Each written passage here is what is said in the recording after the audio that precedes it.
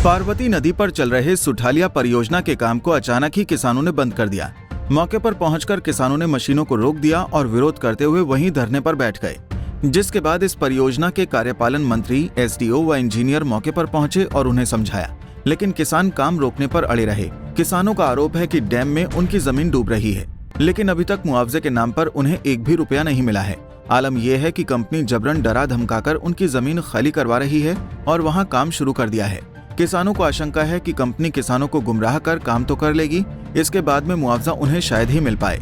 ये किसानों को डराया धमकाया जाता है, हम FIR करेंगे, ये करेंगे, ना तो किसानों को कोई मुआवजे का पता, आज तक उनका ज़मीन का क्या रेट मिलेगा।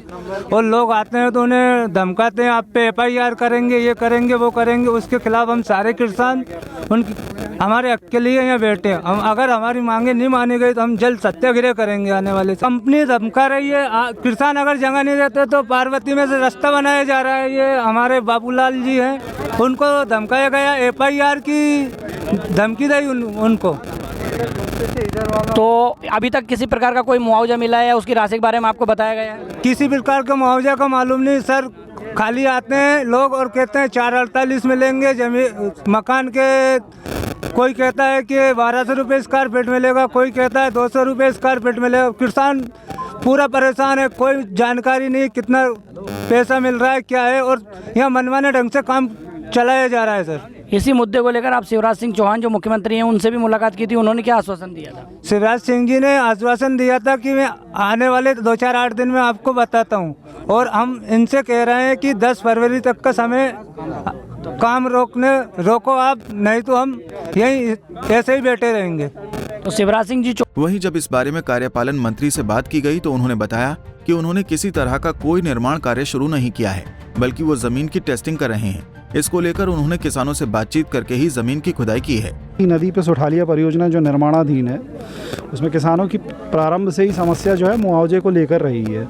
वर्तमान में हमारे द्वारा जो है इसका जो है नींव की गहराई का अध्ययन है, उसके लिए बोर होल वगैरह जो कराए जा रहे हैं, तो उसके लिए जो निस्तारी रास्ता है वो बना के नदी के बैंक तक पहुँच के कार्य जो है प्रारंभिक सर्वेक्षण का कार्य जो है भूगर्भीय अन्वेषण का वो किया जा रहा है। वर्तमान में निर्माण कार्य अभी कोई भी गतिशील नहीं है। जैसा आप बोल रहे हैं कि निर्माण कार्य चालू है, तो अभी निर्माण पूर्व गतिविधियां चालू है।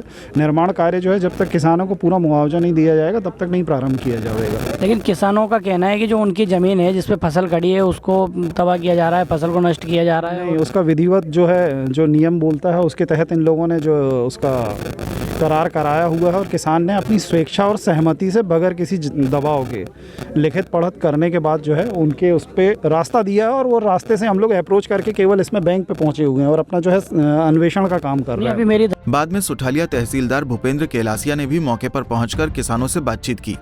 ऐसे में अब देखना होगा कि इस मामले में क्या नतीजा निकाला जाता है, या फिर किसान मुआवजे की मांग को लेकर कोई बड़ा कदम उठाएंगे। राजगढ़ से सुनील सारस्वत की रिपोर्ट। हमसे जुड़े रहने के लिए हमारे YouTube चैनल को सब्सक्राइब करें और नई वीडियो की नोटिफिकेशन के लिए बेल आइकॉन को दबाएं।